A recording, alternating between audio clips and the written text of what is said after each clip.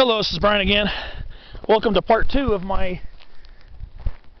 Basically, this is going to be an ode to sugar pine. Here it is again. Clip number 1, I left off kind of looking up at this absolutely magnificent sugar pine. The first branches of this tree don't start off until probably at least 60% of the way up the trunk. And that's how you get with a lot of these sugar pines. And a lot of our forest trees, when they're in pretty dense situations, some of the largest trees, they won't start branching till more than halfway up their trunk. But I also gotta give it to some of these white firs here. Some of these white firs are absolutely magnificent.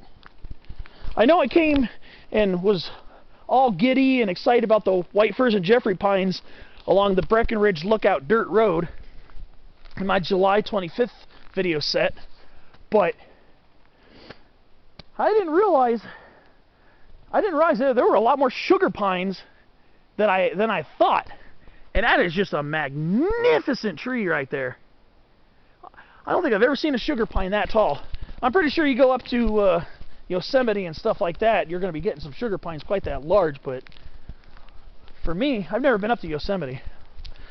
And that's taller than most of the sugar pines I've seen in Sequoia National Park, for crying out loud.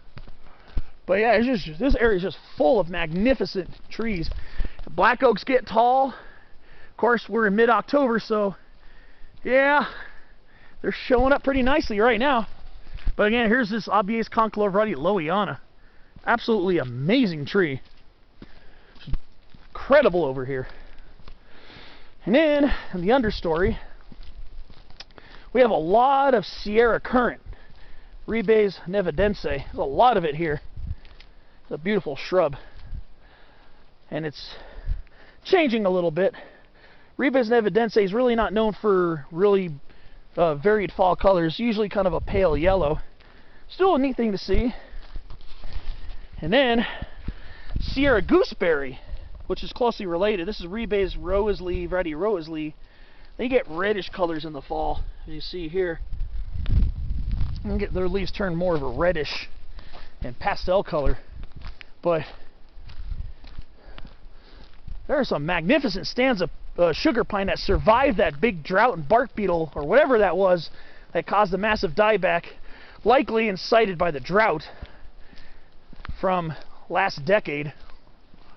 But I was just completely perplexed by how incredibly large they get here. I guess Breckenridge Mountain's probably gets a lot more rain and snow than I thought, being near Bakersfield, but it is just absolutely phenomenal. Now some of these Sierra currants get a little reddish hue in them too.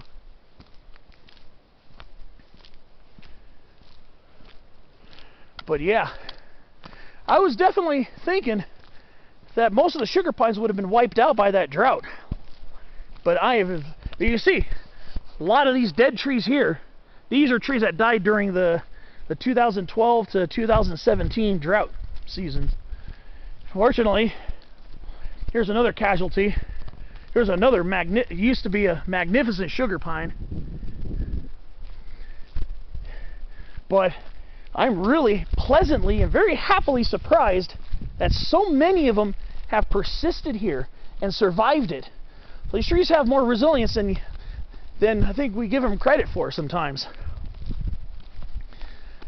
This forest is just beautiful, and I love black oak mixing in with their fall colors, and some of these gooseberries and currants. To be honest with you, this is, to me, one of the most picturesque areas here in Southern California. And I say that about pretty much all the places I go. Yes, I know. But it is. Oh, Brett, I don't know if you know, but there's an absolutely unbelievably big sugar pine that's about 200 plus feet tall. Where? I'll show you right now. My friend, he's very much a conifer enthusiast, and he's checking out these white firs and sugar pines too.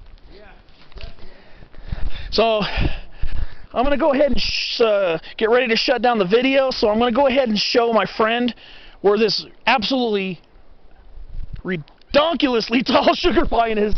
So thanks for watching my two-part video, and hope to see you on another one of my adventures, hopefully soon. Thanks for watching.